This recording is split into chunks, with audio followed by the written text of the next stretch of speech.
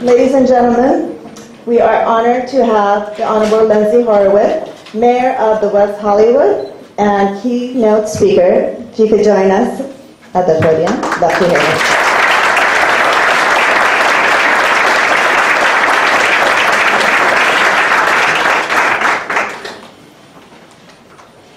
Good afternoon, everyone. Thank you so much for having me here today. How are you doing today?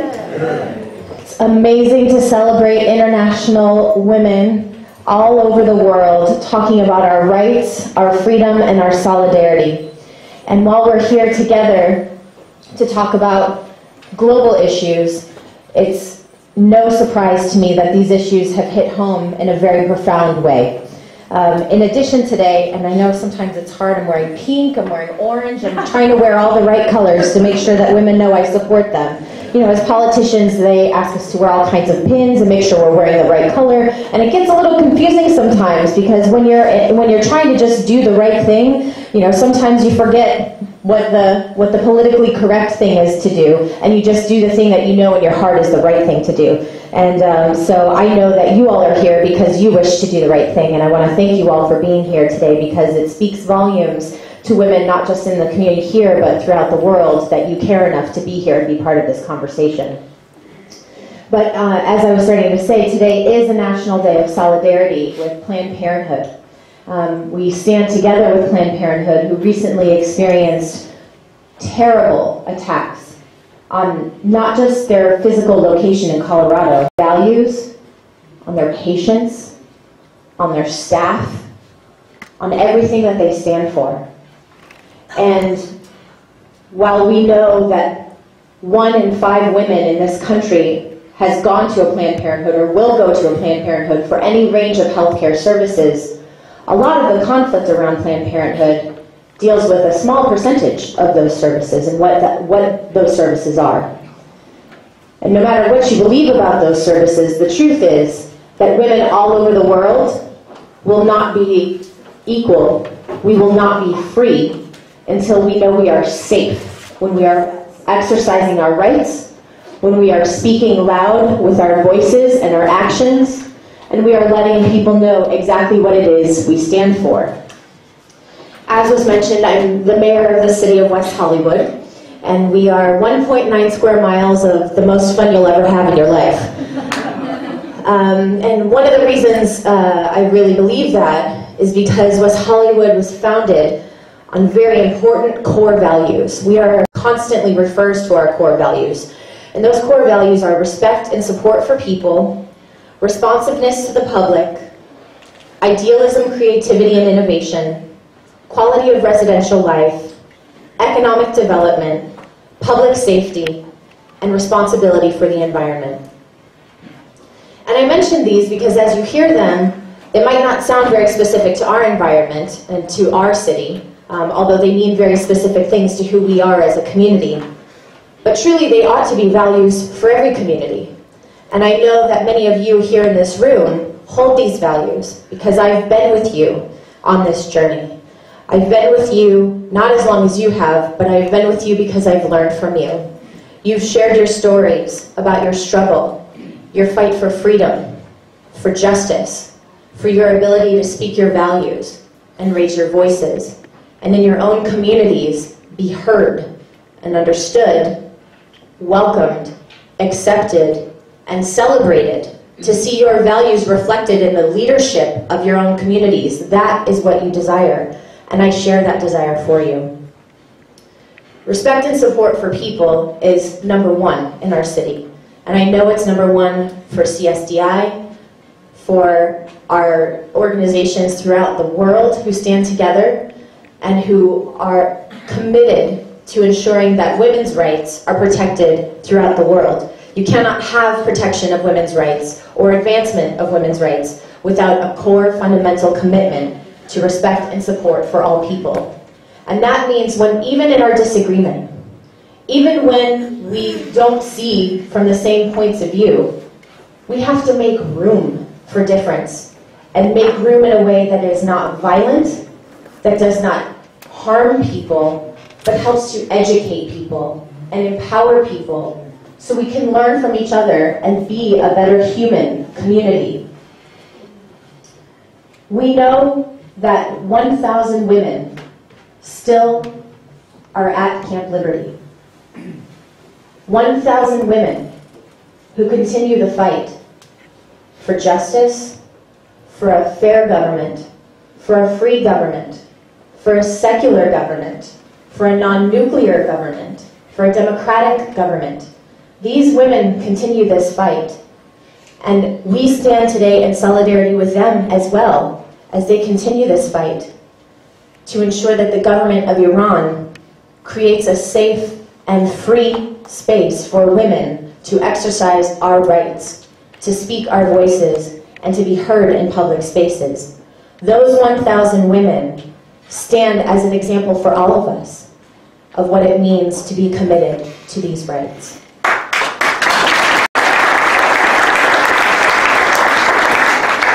I mentioned I did go on a trip to Paris for the international convention, and I did have the very great honor and pleasure of meeting Madame Maryam Rajavi. I read her, prior to my trip, I was gifted from Mitra, I believe you gave it to me, Maryam's book called Women Against Fundamentalism. And it was a very profound read for me, not only because it spoke to issues that I've seen in my own life and in my own community here, but because it was prophetic in a way. Maryam, and of course her husband, whose work we all know, knew of the dangers of fundamentalist extremism long before we were speaking of them in today's context.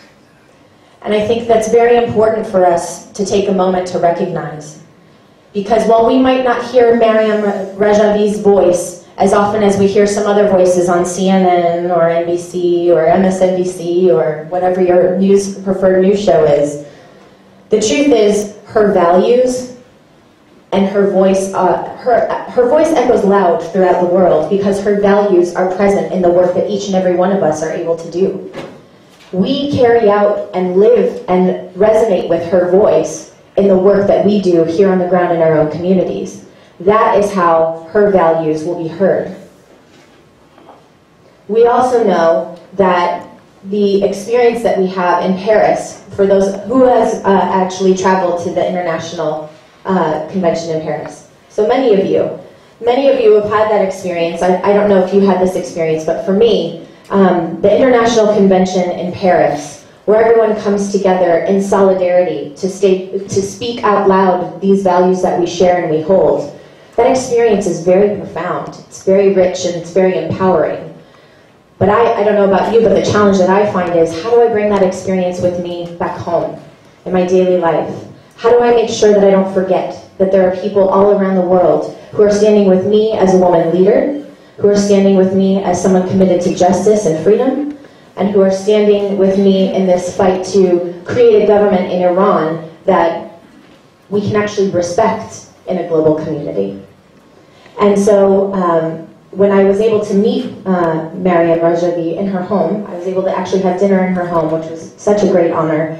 And there were senators and leaders from all different countries. I felt like I was in my own version of the UN. But it was the good version of the UN because everybody was actually committed to the same values. It was really great.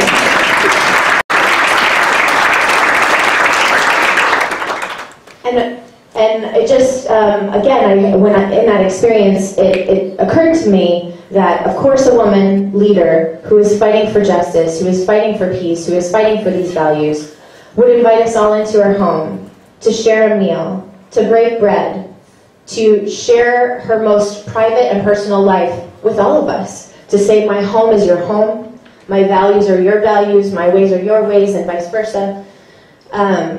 It was a very profound experience to me that I had just met her that day and then was invited to her home. And I think that says a lot about when we have women in leadership, the kinds of transformative change we can have among leaders, among communities, among people who have never really known or seen each other before.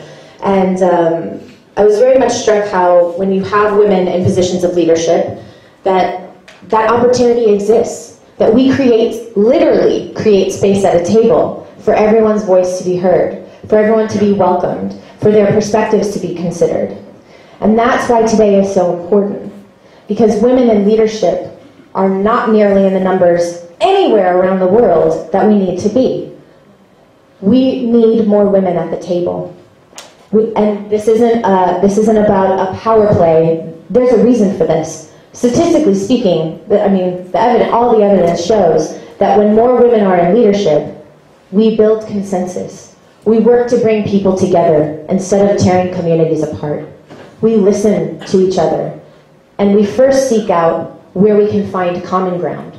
And I think in today's global world, that's what the message that we need to be sharing, and more importantly, that is the action we need to be taking. We need to find where we agree and where we come together and how we can work together, more than focusing on the things that set us apart.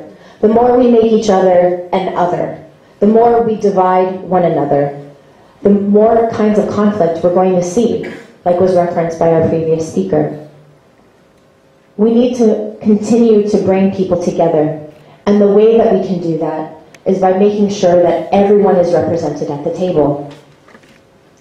One way that I've done that in my service to all of humanity, not just my community, is through an organization called 1 Billion Rising. And 1 Billion Rising is a global campaign of the V-Day movement to end violence against women and girls. And this campaign started with the idea that UN statistics tell us 1 in 3 women in her lifetime will be raped or beaten. That's over 1 billion people on the planet. Over 1 billion people who are raped, who experience physical violence, who experience terrorist acts of war, simply because of their gender.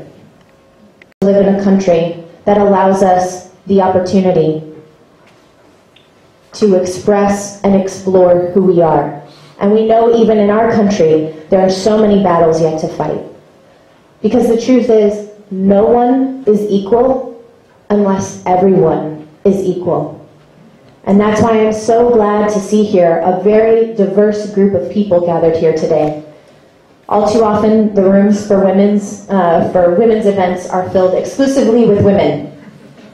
And sometimes that's a good thing, because it gives us a safe space to talk about the things we don't want to talk about when y'all are in the room. But the truth is, when we're talking about equality, when we're talking about advancing rights, and when we're talking about what real freedom looks like, what real equality looks like, we need you at the table.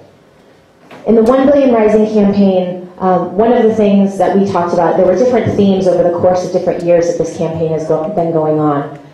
And one of the years, we talked about revolution. And I know that this is a concept that's very near and dear to many of the people here in this room. But revolution, in its best sense, can look like whatever it is we want to create. And so that we ask the question, what does revolution look like? What does a world without violence against women look like to you? And for me, a world without violence against women and girls is a world where men are stepping up and demanding an end to that violence. The truth is, if we can't engage with men in a safe way, we're not equal.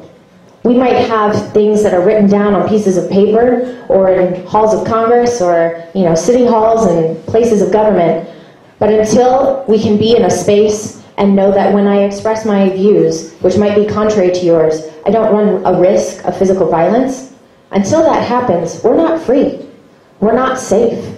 And we can't really talk about what a world without violence against women can look like until we engage you in that process. So I really thank you for being here and being supportive of this conversation and this community. We know that NCRI believes that violence against women is a human rights violation. It's avoidable, prevention is possible, and it is essential. Violence and discrimination against women is an international pandemic, as I have said. But because it is not just a women's rights question, but a human rights issue, it will take everyone stepping up and demanding change. And I know that that concept is not unfamiliar to you. We are committed to the Universal Declaration of Human Rights and international covenants and conventions, including the International Covenant on Civil Rights and Political Rights, the Convention Against Torture, and the Convention on the Elimination of All Forms of Discrimination Against Women. And when I say we, I mean NCRI. And I like to say we because I stand in solidarity with you.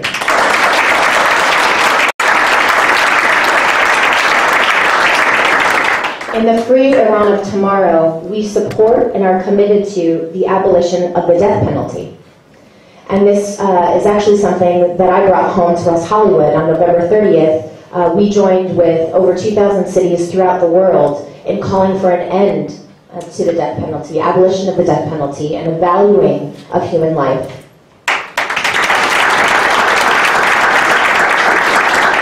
But we don't just value human life by abolishing the death penalty, but also by eliminating violence. Physical, sexual, and psychological violence against women in their homes, in their workplaces, in educational centers, anywhere else, is a crime. It's a crime here, and it must be considered a crime anywhere a woman goes. Violence against women is not acceptable, anywhere, for any reason.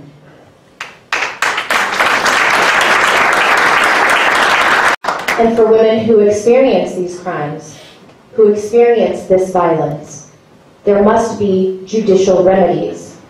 Far too often we know that there may be laws on the books that make people like me look good, but until they're properly enforced, they really don't mean much at all. We can hear leaders talk a good game. We can hear them say that they value women, that they want to protect our rights. But there's a difference between saying the right thing and showing up and doing the right thing. And right now we're experiencing that conflict, as I mentioned, with Planned Parenthood. Congress just voted, our Senate just voted to defund Planned Parenthood. They voted to take away a woman's safe, legal, quality access to health care. That is unacceptable. Healthcare cannot be a privilege. It must be a human right.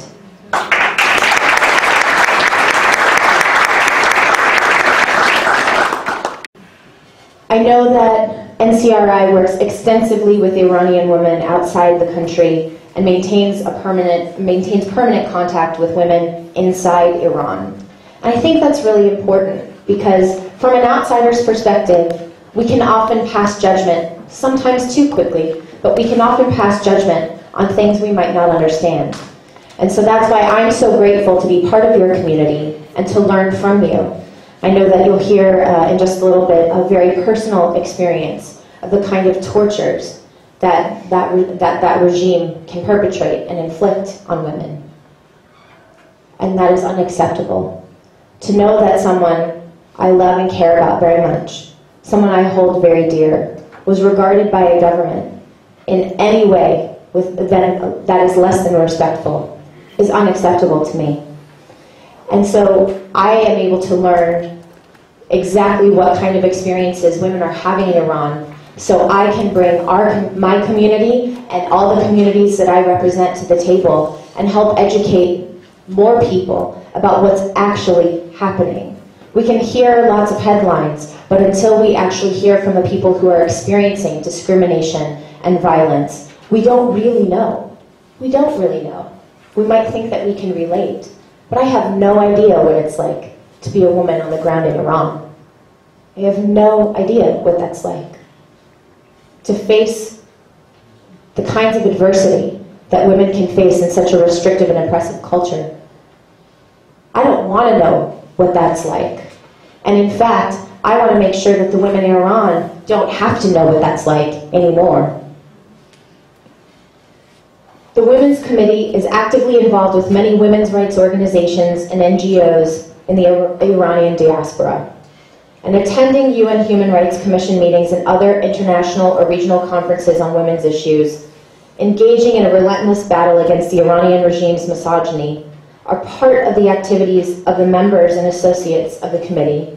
And I know that today's event is one of those very such events. But today's event is not singular. I've been with you at other meetings before, and I learned so much when we all come together. And what I'm most impressed by is that you all know each other's stories. You're not just a group of people who shows up because you've paid your dues, and you have a membership card, and you have your membership number that you renew every year.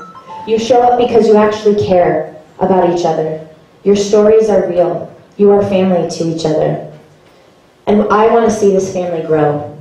I want people to know what it is your group stands for, so we can all stand together. I want to help see this room continue to be filled more and more with different and diverse voices. Because the truth is, these issues are facing all of us. If anyone is at risk, all of us are at risk. I know this group is also committed to equal participation of women in political leadership. There's no better example of that than Madam Rajavi, we know that. Any form of discrimination will be abolished under her leadership, and that's why we need to return her to Iran, where she belongs. Today is really about highlighting gender equality in political, social, and economic arenas. And there are so many issues that fall under these umbrellas. I could really stand here and talk all day, but I promise you I won't. I know you'll want to get home. But the truth is, we've heard so many times in so many ways that the personal is political and the political is personal. These aren't just political issues that are debated in halls of government. These are choices that are made that change the outcomes of our daily lives. So while we discuss, sometimes in platitudes and sometimes with bills and numbers and things that seem very abstract, the truth is this all comes home very closely. Because if you live in a home where you're not safe, or you live in a home where your children can't grow up to their fullest potential, we're in trouble. We need to change our society to make sure that everyone has a safe community, has a clean community, one that's responsible to the environment, has the opportunity for success and economic development, where they have quality homes, and where they can continue to pursue their dreams. When I think about what all of that means, I think about our friends who are at Camp Liberty. Because the truth is, we know before they were in Camp Liberty, they were in a place where many of those things were possible. There was music and dancing and culture and art at Camp Ashraf. There were families and protection and safety and clean homes that were secure and known and familiar at Camp Ashraf. And until we are willing to stand up as Americans and demand that the promise we made when the refugees were transferred from Camp Ashraf to Camp Liberty, until we are willing to defend and stand up and make sure that what we promised we were going to do is actually done, we put at risk these values that need to be core values for the living environment of our friends at Camp Liberty. So I stand committed with you for those 1,000 women, for the 2,200 refugees at Camp Liberty, for the 700 refugees who have been transferred to Albania, thanks to the good government of Albania. I stand committed with you to make sure that not only do we remain committed to ending violence against women and girls, but we remain committed to ending violence against our friends at Camp Liberty. I stand dedicated with you to ensuring that we never forget and we always demand that they be protected, that their health is cared for, that they have access to quality services, and that they be returned to places where they can freely practice their political values and views. And hopefully, eventually return home, a home that is of those values, and a home we can all be proud of. Thank you very much.